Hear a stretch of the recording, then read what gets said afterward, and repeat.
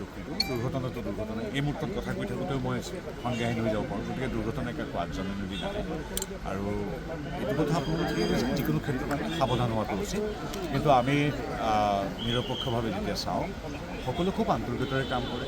gas লাইনৰ পাইপলাইনৰ মানুহখিনিও যাতে সকলোৱে ছাৰ্ভিচ পায় তাৰ বাবে চেষ্টা কৰে মিউনিচিপালিটি কৰ্প'ৰেশ্যনে যাতে লাইটকেইটা সুন্দৰভাৱে জ্বলি উঠে আমাৰ মৰিয়নি চহৰত তেওঁলোকে কৰে কেতিয়াবা কিবা কাৰণে দুৰ্ঘটনা হৈ যায় গতিকে দুৰ্ঘটনাৰ কাৰণে মই ব্যক্তিগতভাৱে কাকো দুখ নিদিওঁ সেইটো সময় বা আমাৰ যি আছে তেওঁলোকে সেইটো কৰিব খুব আন্তৰিকতাৰে কৰিছে জ্যোতিকৰ্মী আৰু মোক আমন্ত্ৰণ জনাইছে গতিকে সেই আন্তৰিকতা আৰু শ্ৰদ্ধা যিটো মৰম সেইটোৰ মাজতে ফটকে দুৰ্ঘটনাটো হ'ল জুই জ্বলি আহিল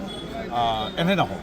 এতিয়া মই এই মুহূৰ্তত আছোঁ তাৰ বিপৰীতে ভাল কথা এটা কওঁ মই আচৰিত হৈছোঁ 53টা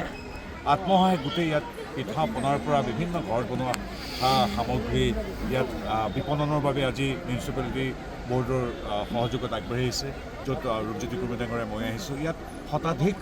আই মাতৃ আজি ঘৰৰ পৰা লৈ আহিছে কি কৰিছে ঘৰতে বনোৱা পিঠা পনা নিজৰ হস্তশিল্প ইয়াত প্ৰদৰ্শন কৰিছে খুব সুন্দৰ আয়োজন মই আমাৰ 53টা আত্মসহায়ক গোটৰ শতাধিক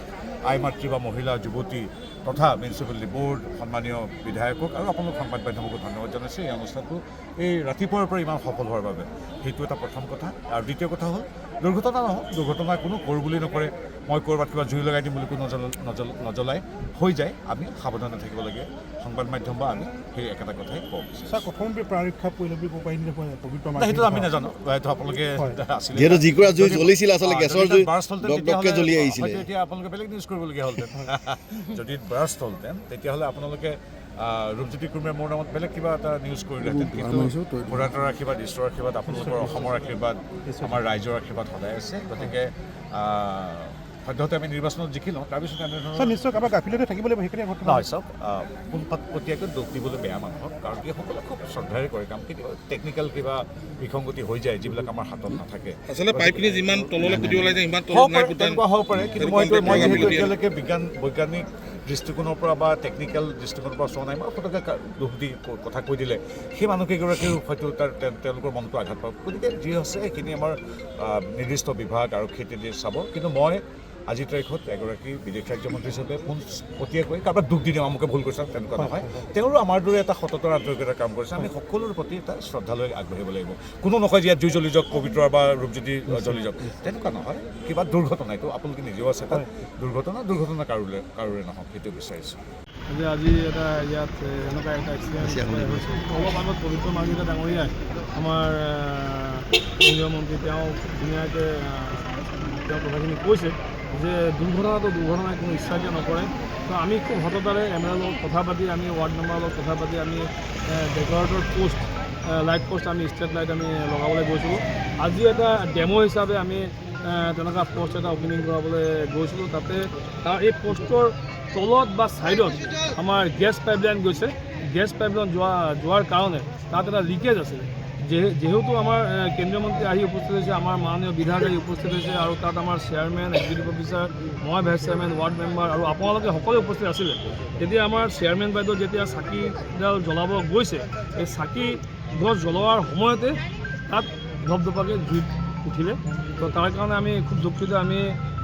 গেছ কোম্পানীক আমি খবৰ দিছোঁ ইমিডিয়েটলি আৰু তাত প্ৰশাসনৰ চবেই আছিলে আপোনালোকে চবেই আছিলে আমি সকলোৱে মিলি সহযোগ কৰি এইটো নোবোৱা হ'ল বাৰু তেনেকুৱা ডাঙৰ এটা দুখটো এতিয়া পোনপটীয়াকৈ কাৰোবাক দিবলৈ বিচৰা নাই কাৰণ কি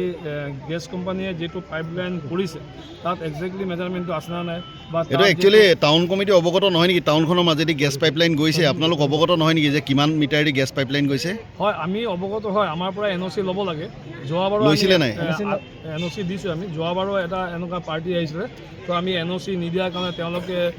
বেলেগৰ ওচৰত কমপ্লেইন কৰিছিলে আমি কৈছিলোঁ যে NOCখন আমি দিম কিন্তু আপোনালোকে আমাৰ বস্তুখিনি ঠিক ঠাক কৰি দিব লাগিব আমাৰ 6 নম্বৰ ৱাৰ্ডত আমাৰ ইয়াত আজি যিটো ঘটনা হ'ল আপোনালোকে এইফালে যে পাইপলাইন এডাল গৈছে অৱগত হয়নে নহয় টাউন কমিটি হিচাপে হয়